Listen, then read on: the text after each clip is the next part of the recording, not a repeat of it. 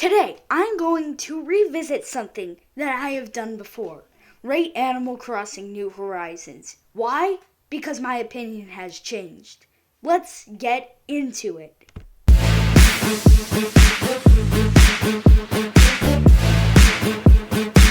Now, before we get started, make sure you hit that big red subscribe button and you hit that like button as fast as you can. Turn on all post notifications so that you can be notified for when a new video is posted and you can enjoy them, because I'm going to start posting more regularly. Before we get too in depth in this rating, let's go through what this game is. Well, it's an Animal Crossing game. It was released on March 20th, 2020. It was made by Nintendo and released for the Nintendo Switch. It is part of the Animal Crossing series and is considered a simulation. There, got that down. Now we can go on to the rating. So I have to compare Animal Crossing New Horizons to another title in the Animal Crossing series. Its predecessor being my favorite Animal Crossing game, Animal Crossing New Leaf. Now, why am I going to talk about this game?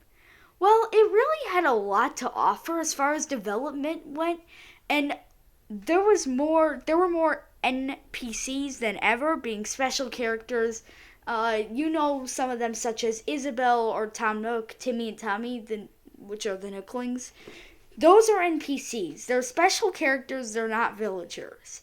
So, why do I think that game was so great? Well, New Leaf had a lot of development. It felt like the game took a long time to go through. There were a lot of home expansions, so it took a long time to fully expand. And that gave you a lot to do. The game offered a lot, and there was always something to do. Unless you're like me and you've paid off all your home loans. But honestly, there was a whole new idea, the retail shop, where you could sell items and you didn't sell to Tom Nook anymore. You sold to Reese and Cyrus, and then you have this main street, which is like the city, but all of your main shops are on there, and everything you need to shop at, it's all on one place. That's New Leaf for you. That's a lot to live up to for New Horizons. So why do I think New Horizons isn't as great as New Leaf? Well, a few simple examples.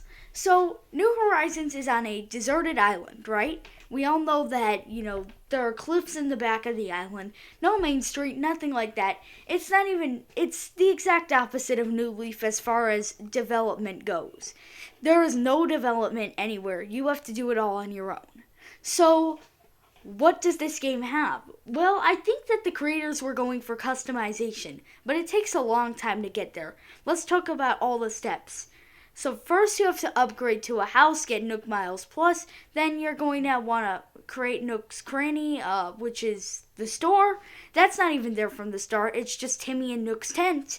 And then you're going to build Nook's Cranny. There's only one shop upgrade in comparison to the 5 different stores that the Nooklings had in New Leaf. And then we've got that one shop upgrade, and we only have 3 items per day, 3 main furniture items per day, one of them being super expensive after fully upgraded. But I'm getting off my steps, so I'm explaining how to get to the full island development, right? Well, then you have to essentially build 3 plots for villagers. Oh, and did I tell you only start out with 2? Then you have 3 villagers that you need to recruit by getting 3 Nook Miles tickets. They'll be lazy, peppy, and sweet villagers.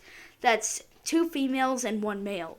So then you'll have those, and then Tom Nook will shut down resident services for a day to build a new one, essentially. The tent will be gone. And then you have to take on, so I like to call there being 2 phases of the game. Actually 3 phases. So the first phase is get resident services phase. Second phase is what Tom Nook calls Project K. So it's after you get resident services that he'll bring up having KK Slider do a concert, and you'll need a 3-star rating for that.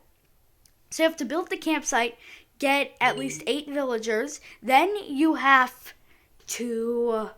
to have to make the island as nice as you can and get a 3-star rating.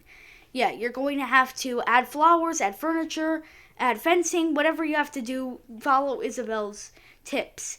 So after that, once you get a 3-star rating, which is a very painful thing to do, you finally get KK Slider there, and after that, you get the Island Designer app, which allows you to customize. That was me telling you how to customize your island. Now, there are little things from here and there like building buildings, but the thing about this is the Island Designer, you can build and tear cliffs, and you can make rivers and then tear rivers down. So essentially, this is my main nitpick. Now, I know I gave it an 8 out of 10 in my old video. You might wonder why I do that. Well, simply for one reason. Because I thought it was great at that time. Then I played it more. And I played it more. And I played it more. And I came to the conclusion that after you have KK Slider come to your island, sure, there are a lot of customization things you can do. There's not really much of a storyline anymore. So I wanted to put that down on the table and say, hey, you know what? This isn't as great as people say it is. Why should you not pay $50 for this game? Well, of course, if you're an Animal Crossing fan, you probably already have this.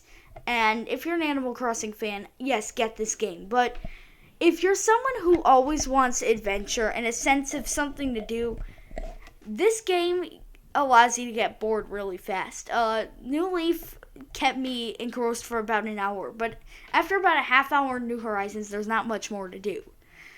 So, buyer beware. You're paying $60 for a game that might not be as enjoyable after you've completed the main story. So, I want to change my 8 out of 10. And I thought that this was important to do, because I feel like 8 out of 10 was just too high. And I had my friend in the background saying, what, Animal Crossing? You know what? I'm kind of agreeing with him, because I am going to give New Horizons a 6 out of 10. Yes, an entire 2 points lost, New Horizons. You're wanting me to come back and replay you just did not do it for me. It did not. I don't want to say negative things. I do think that this is among the top 2 best games for me. But I just felt like New Leaf, even though it didn't have Island Designer, you still found a good way to customize your town. And ultimately, what am I going to give New Leaf? Now, I know I've made this video about New Horizons, but I'm going to give you my official ranking for New Leaf. 9 out of 10. Now, why am I giving it a 9 out of 10? Just because I explained to you earlier, the development, the fact that there was always something to do, a 9 out of 10 seemed right. It seems right, doesn't it? For a game that you always want to come back to. Well, anyway, thank you guys for listening and watching, and yeah, make sure you subscribe and you hit that like button, turn on all post notifications, and do anything. Tell your friends about this channel. Thanks for watching. Bye.